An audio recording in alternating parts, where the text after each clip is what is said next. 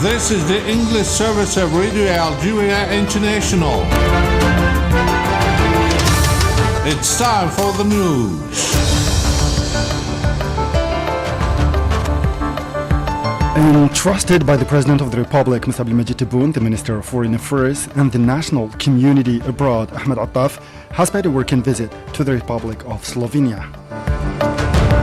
The representative of the World Health Organization, WHO, has said that a polio vaccination campaign against polio in the Gaza Strip, which includes 2 cycles, will begin on September 1st. And the Sudanese Ministry of Health has reported that the number of deaths due to flooding caused by heavy rains in 11 of the country's states in June has risen to 173.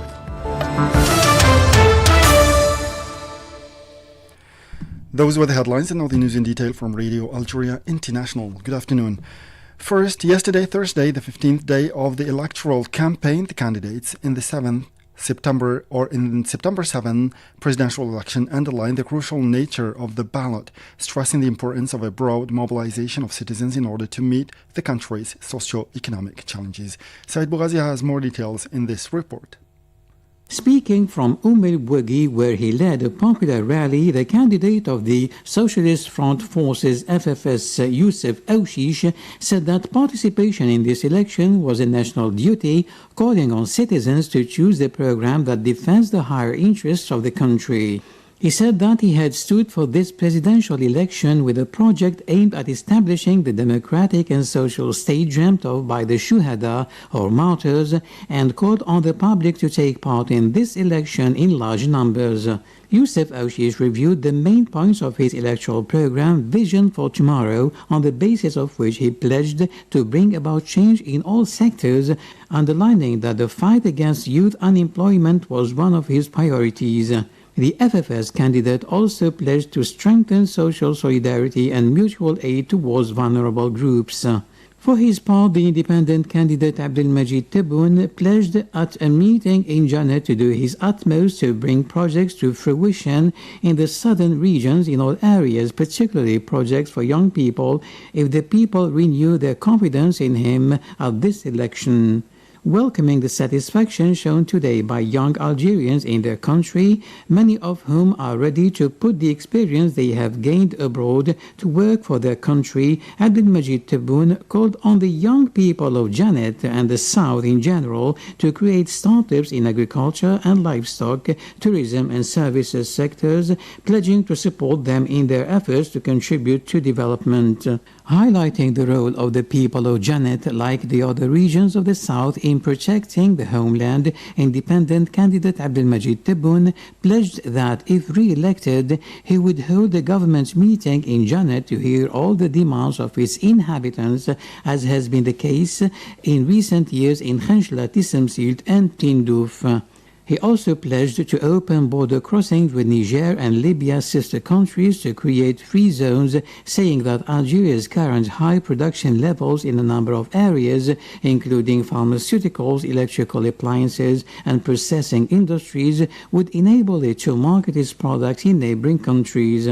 Abdelali Hassani Sharif, the candidate of the Movement of the Society for Peace MSP, said from the province of El Oued that he would choose provinces known for their industrial, agricultural and commercial dynamism in order to transform them into economic hubs, following the example of what is being done worldwide. He added that he will take specific legislative measures to support investment, imports and exports, as well as creating a free zone for trade with Africa. In this respect, Abdelali Hassani Sharif pledged to work to support the agricultural regions of the Sahara, on which the goal of food self-sufficiency is based, by putting in place the necessary conditions to support investment in this field and encourage young people to get involved by granting them the appropriate facilities and incentives while proceeding to remove bureaucratic obstacles. After affirming that his program, which represents an opportunity for all social categories, aims to bring about a comprehensive and far-reaching reform in all areas, the MSP candidate reiterated his determination to reform the administration and promote local development, calling on citizens to participate massively in the forthcoming presidential election, which he described as crucial and decisive, and to go to the polls on 7th September to support him. Entrusted by the President of the Republic, Ms. Abdelmajid Tebboune, the Minister of Foreign Affairs and the National Community Abroad, Ahmed Attaf, has paid a working visit to the Republic of Slovenia.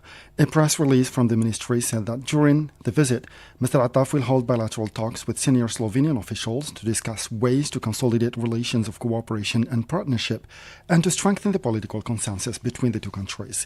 The minister will also co-chair with Deputy Prime Minister, Minister of Foreign and European Affairs of Slovenia, Ms. Tanja Fajon, the inauguration ceremony of the Algerian embassy in Ljubljana, the creation of which comes in the wake of the opening by the Republic of Slovenia of its embassy in Algeria last May, inaugurated by the Slovenian Prime Minister. The Minister of Energy and Mines, Mohamed Arkab, has affirmed here in Algiers the need to complete and develop the structural project of this sector, calling on the Sonarim Mining Industrial Group to increase its investment to exploit the available resources.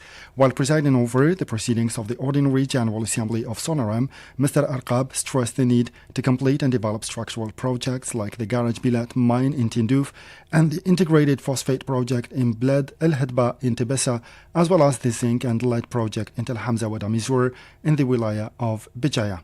Mr. Arkab also gave instructions to Sonarim to increase its current barite production capacities and to launch the exploitation of new mines in order to meet the growing national needs in this area, particularly for the hydrocarbons sector. The Council of the Nation will take part in the proceedings of the first Indonesia-Africa Parliamentary Forum scheduled for the 1st and 2nd of September in Bali, Indonesia, according to a press release issued by the Upper House of Parliament. The Council will be represented by the Chairman of the Commission of Foreign Affairs and the National Community Abroad, Mohamed Amroun. The forum will bring together representatives of African parliaments and their Indonesian counterparts under the theme establishing a parliamentary partnership between Indonesia and Africa for development.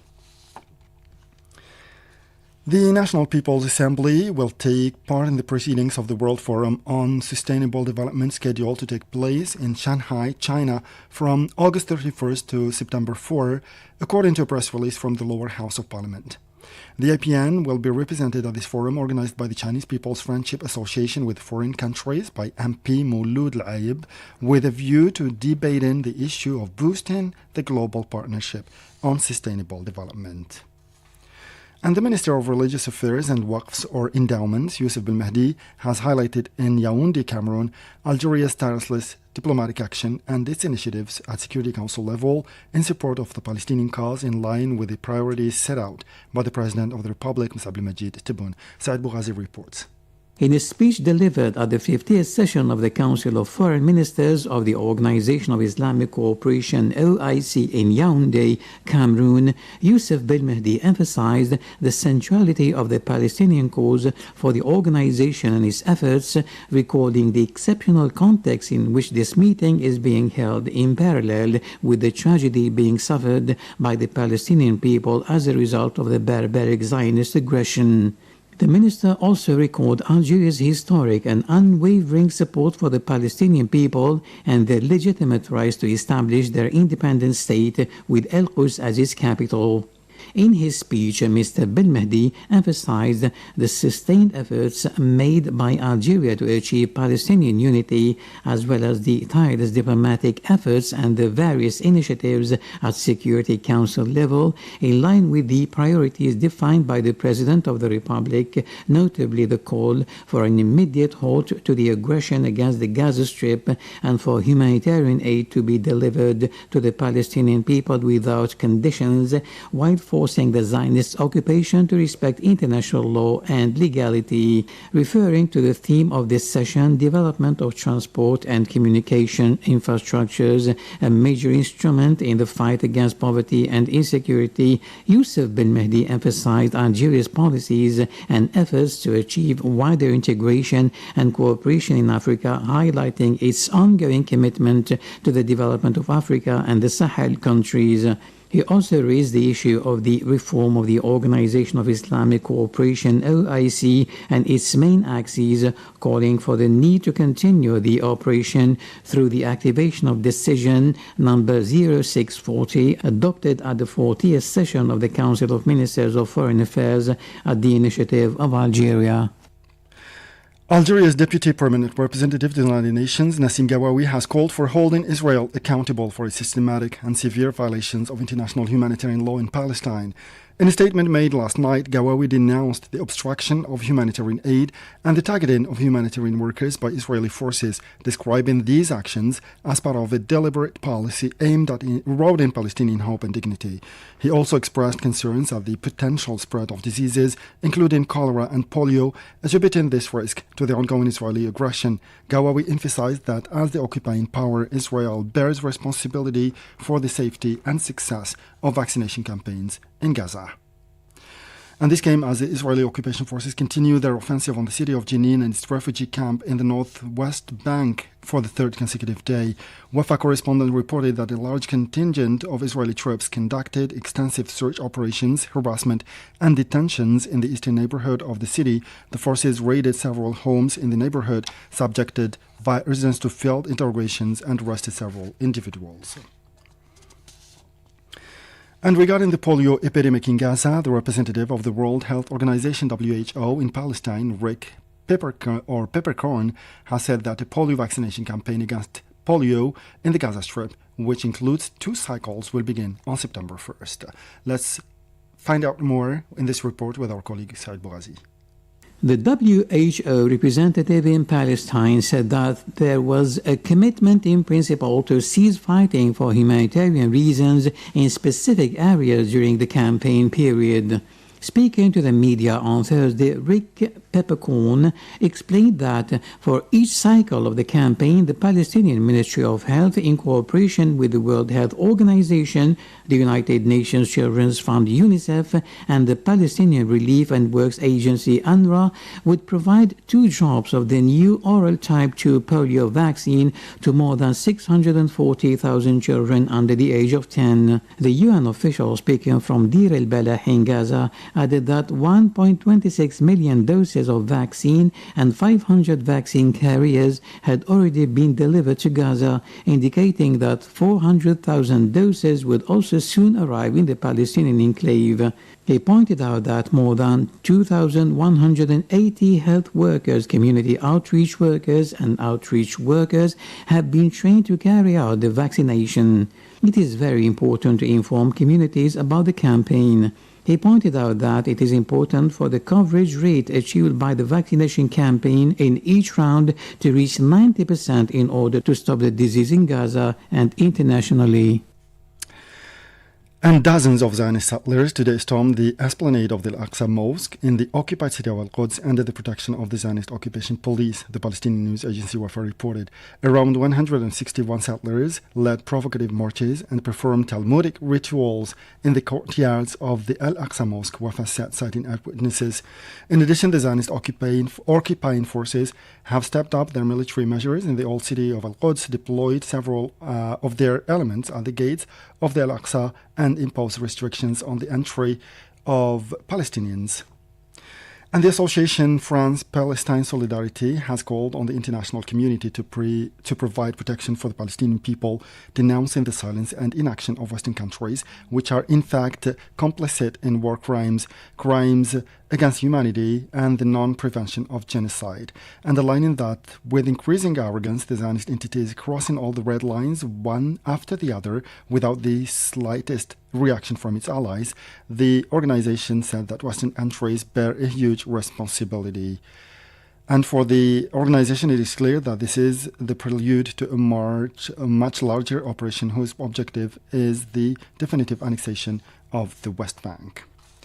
In the Western Sahara file now, the Sahrawi People's Liberation Army, SPLA, has targeted a Moroccan base in the Al-Bakari sector, said in its communique. Advanced detachments of the Sahrawi army targeted on Thursday at dawn a rare base of the Moroccan occupation army in the region of Hafrat Ashyaf in the Al-Bakari sector.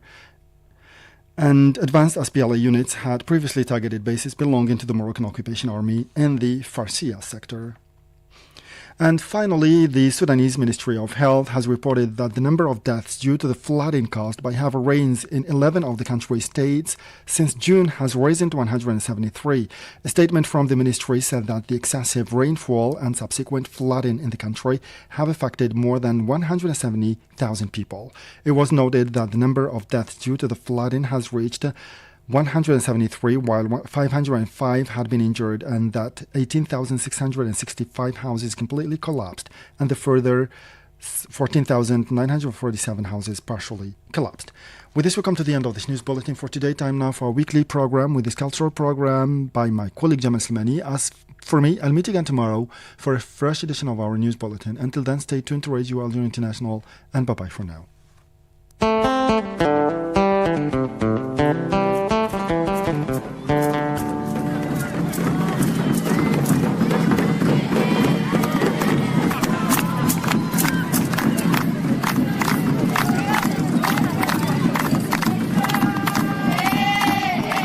Hello to your weekly program, Destination Algeria. I'm Jamal Slimani.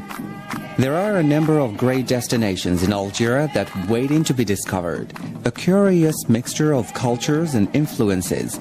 Algeria has something interesting to see in just about every city. The country is also the first largest on the African continent, so you can be sure that there are plenty of towns and cities to visit. Let's visit Algeria's fascinating destinations, you and I, together.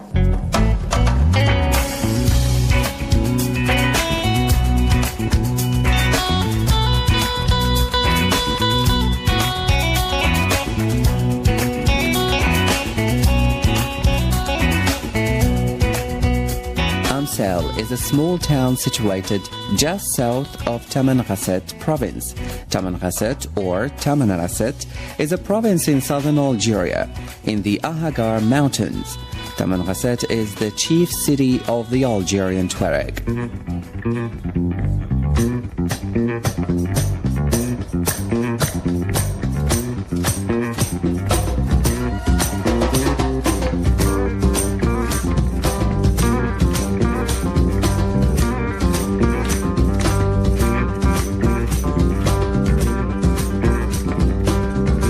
Very near to Amsel, you will find the huge Ahagar Mountains, also known as the Hougar. They are situated in the middle of the Sahara Desert in the southern part of Algeria. The Ahagar mountain region is mainly a rocky desert area with an average altitude of more than 900 meters above sea level. The highest peak, Tahat, is at 2,918 meters above sea level. A celebrated and especially visited point is the Askram, where Charles de Foucault lived in the summer of 1905.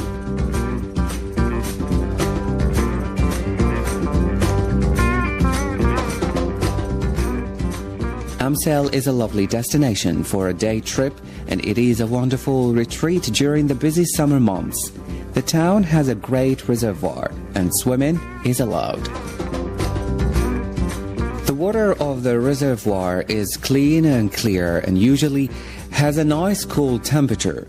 Amsel itself is very much a stranded town with very few attractions to see, but it's worthwhile to stroll around the shops for a bit of relaxation and bargain hunting. As long as you keep in mind that Amsel is a small village situated right in the middle of the Sahara Desert, you'll be fine.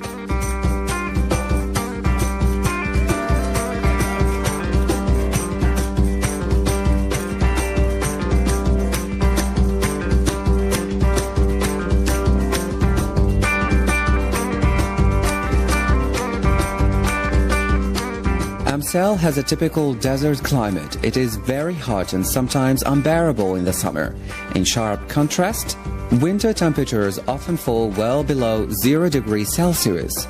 Rainfall is very rare and sporadic. However, since the climate is less extreme than most other areas of the Sahara, Amsel is a major location for biodiversity.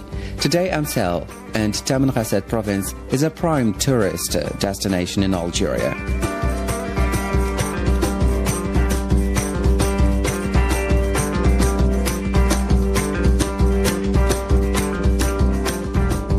In the first part of our program, I mentioned the name Charles de Foucault. In the second part, we'll tell you more about him with Mohammed Barazwan.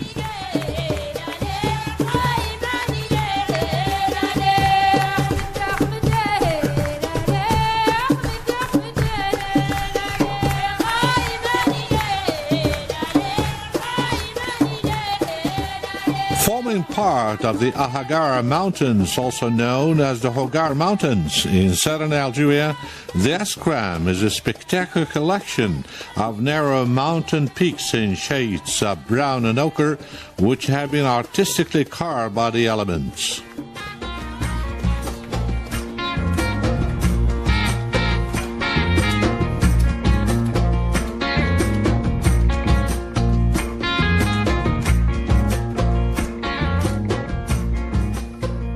This geological wonder attracts visitors from far and wide, while awestruck by its natural beauty. The Askram is also renowned for being the site of the hermitage of Charles de Foucault, which is now the retreat of Little Brothers of Jesus, who continue the humanitarian work he started back in 1910.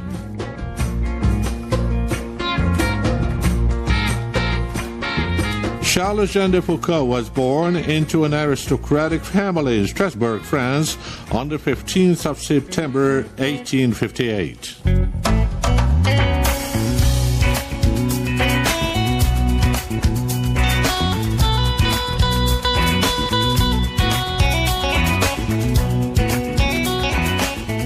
He became a Trappist monk in 1890, left Morocco in 1897, and traveled to Algeria to live a life of ascetic solitude.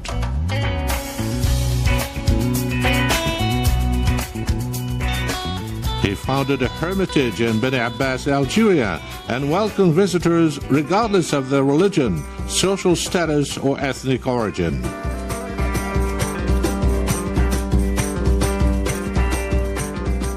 Later on, Charles de Foucault moved to Tamanrasset in southern Algeria to be with the Tuareg people.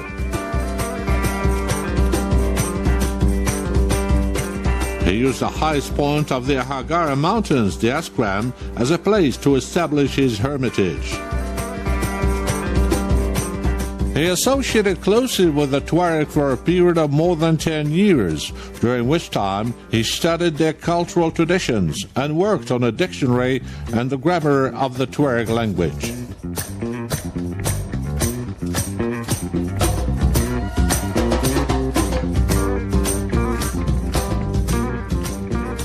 Charles de Foucault died in 1916, just outside Tamanrasset.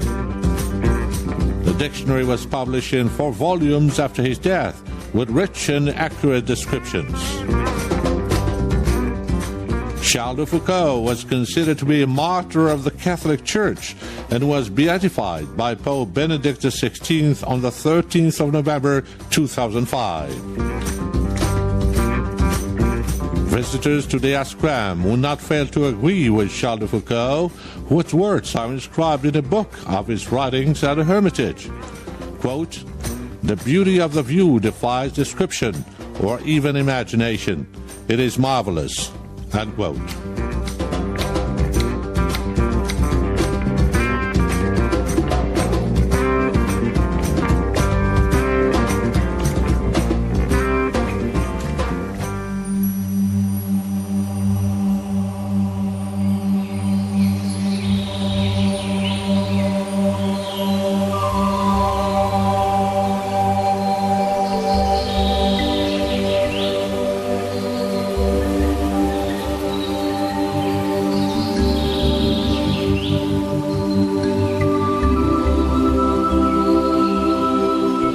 Located in the Batna province here in Algiers, the Belezma National Park is considered to be one of the most important national parks in this vast biodiverse country.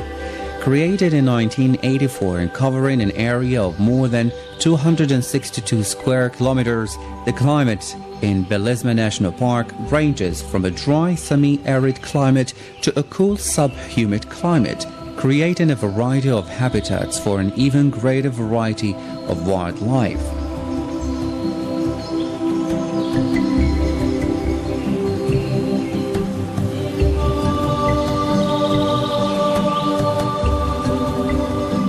Belezma National Park is home to more than 440 species of flora and in excess of 300 species of fauna, 59 of which have the status of being protected.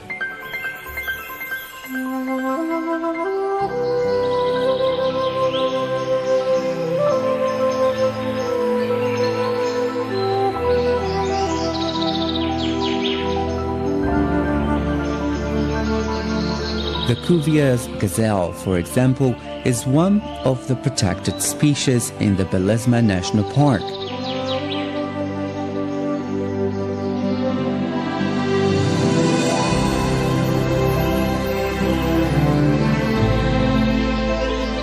It is believed that there are only approximately 2,000 of these beautiful endangered animals remaining in 8 northern African nature reserves, including the Belezma National Park.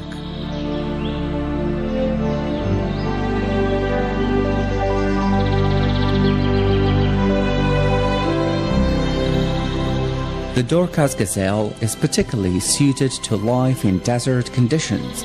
Although they enjoy a drink of water when they can get it, these graceful animals are able to survive their entire lives without drinking water by getting all the moisture they need from the plants they eat.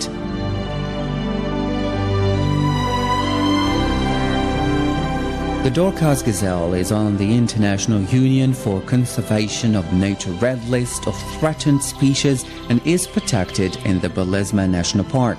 Atlas Barbary sheep, which is a species of goat antelope, is becoming a rare sight in its native North African habitat, although it has been introduced into parts of the United States.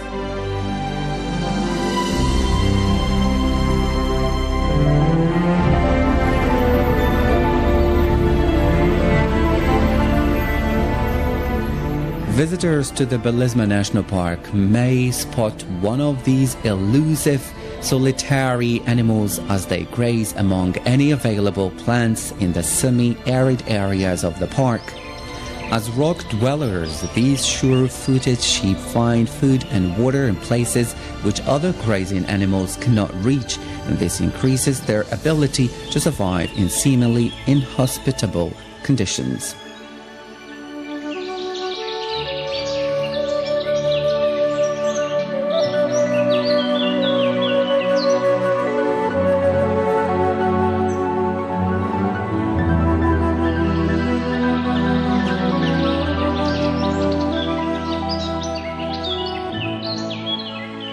Algeria's most endangered animal is the serval, an attractive medium-sized wild cat. This slender, long-legged feline generally has bold dark spots on tawny-colored fur, although variations do occur. The preferred habitat of a serval is the savanna, with a readily available water supply. Although the serval is a master of camouflage, visitors to the Belezma National Park stand a good chance of seeing this increasingly rare animal. With more than 300 species of animals resident in the Belezma National Park, even if visitors don't manage to catch sight of the more elusive and rare species, there is still plenty to see in this beautiful part of Algeria.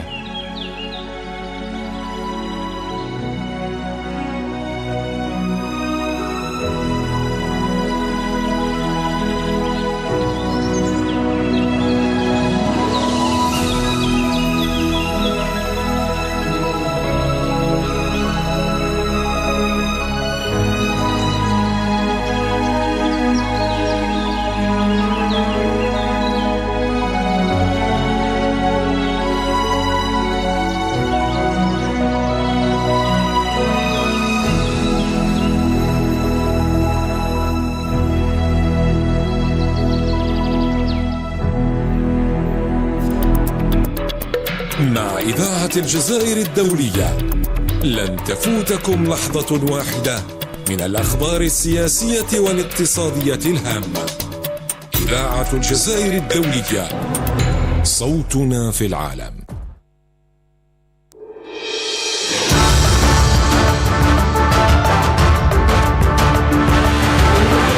Sintonizan Radio Argelia Internacional. El diario hablado. Señoras, señores, cordiales saludos. En la actualidad de hoy, el jefe de la diplomacia argelina, Ahmed Attaf, aterriza en Eslovenia en el marco de una visita de trabajo. Genocidio en Gaza. El representante argelino ante la ONU, Nassim Gawawi, pide que la entidad sionista rinda cuentas por las violaciones del derecho internacional humanitario. En el conflicto ruso-ucranio, las tropas rusas reivindican una nueva victoria en el frente este de Ucrania, donde prosigue su avanzada.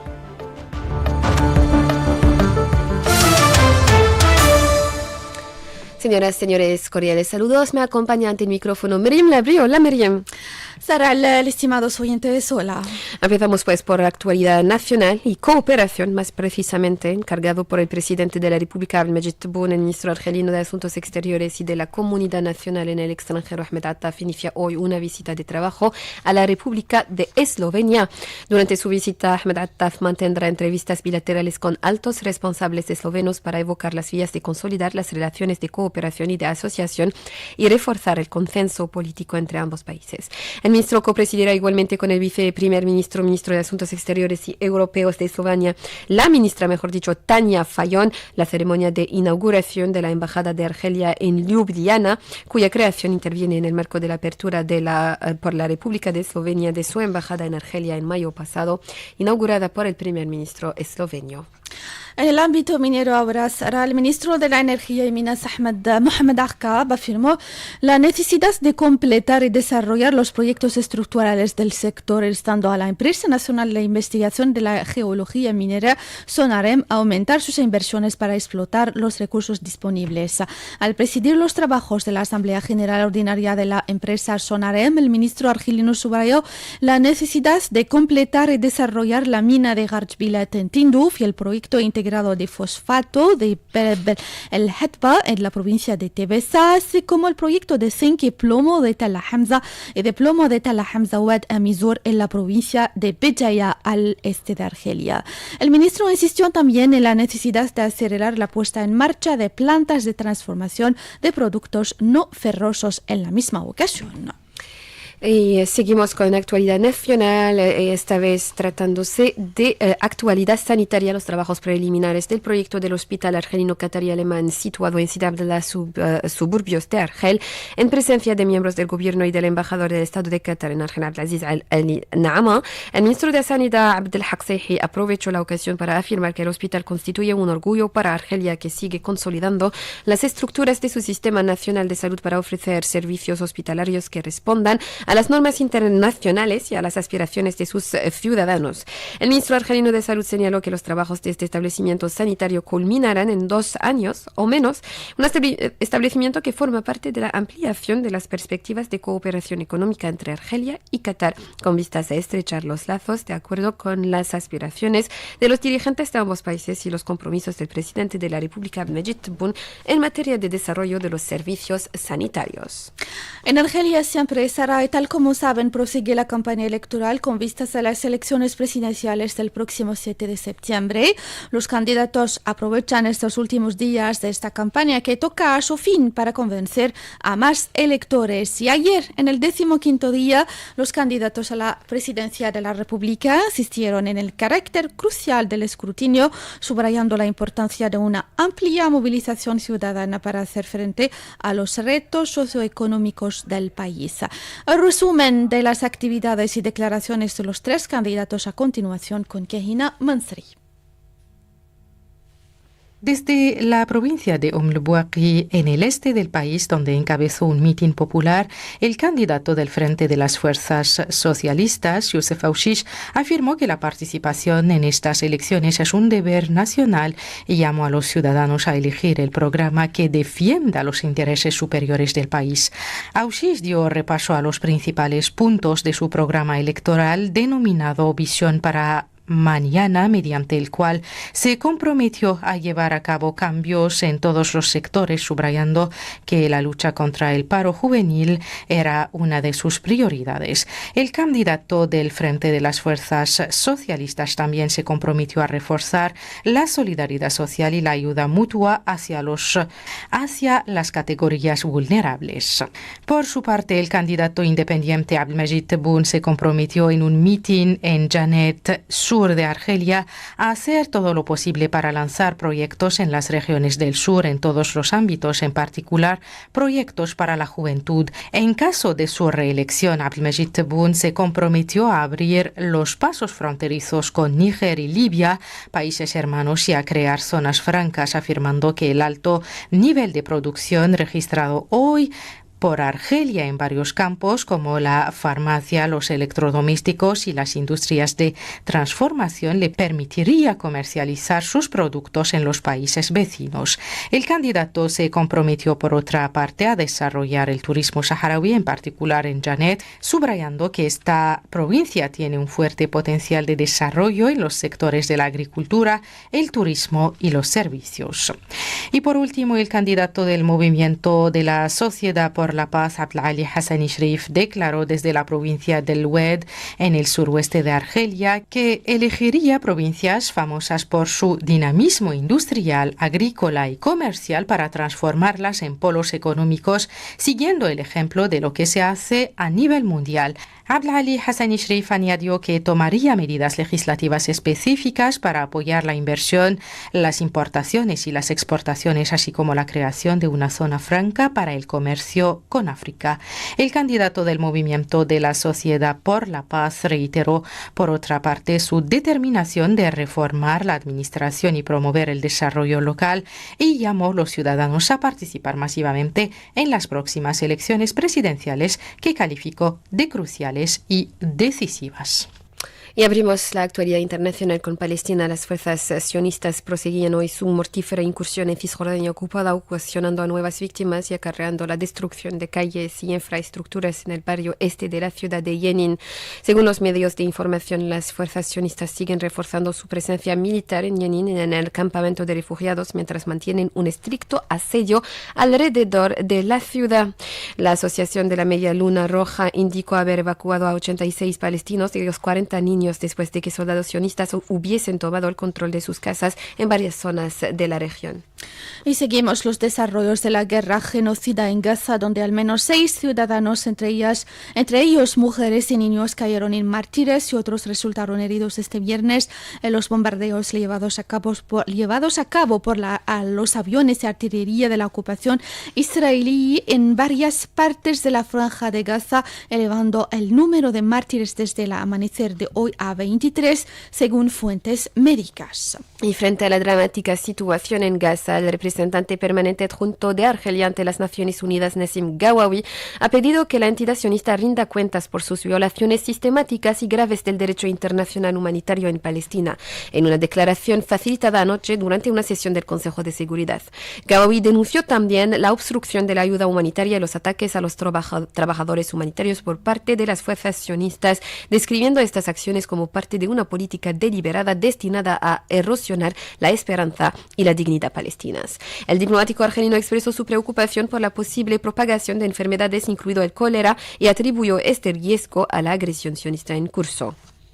Y los esfuerzos diplomáticos de Argelia para poner fin al genocidio no se detienen en los foros internacionales, así que el ministro de Asuntos Religiosos y el Waqf, Youssef Belmehdi, destacó ayer desde Yaoundé, en Camerún, la acción diplomática incansable de Argelia, así como sus iniciativas en el Consejo de Seguridad en favor de la causa palestina, de acuerdo con las prioridades definidas por el presidente de la República, Abdelmajid Tebboune. En un discurso pronunciado durante la 50ª sesión del Consejo de Ministros de Asuntos Exteriores de la Organización de la Cooperación Islámica en Yaoundé, en Camerún, el ministro argelino subrayó la centralidad de la causa palestina en relación con el trabajo de la organización en sus esfuerzos, recordando el contexto excepcional en el que se celebra esta reunión junto a la tragedia que vive el pueblo palestino a causa de la bárbara agresión sionista. El ministro recordó también el apoyo histórico y inquebrantable de Argelia al pueblo palestino y a sus legítimos derechos a la creación de su Estado independiente